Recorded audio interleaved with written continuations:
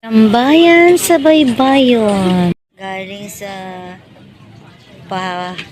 beauty salon and then eating at tambayan. Yeah, there's a see. Ayan, mga ka-Jumex. Oh,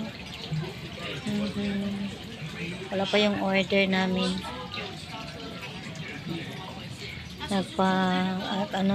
Nagpa-haircut para magmukhang tao. Mukhang tao naman mga ka-Jumex. Ayan. Dami nangain dito. Parati na kaming hindi maswerte kasi kami dito sa natapat kami parati sa hindi gumagana na selling fan.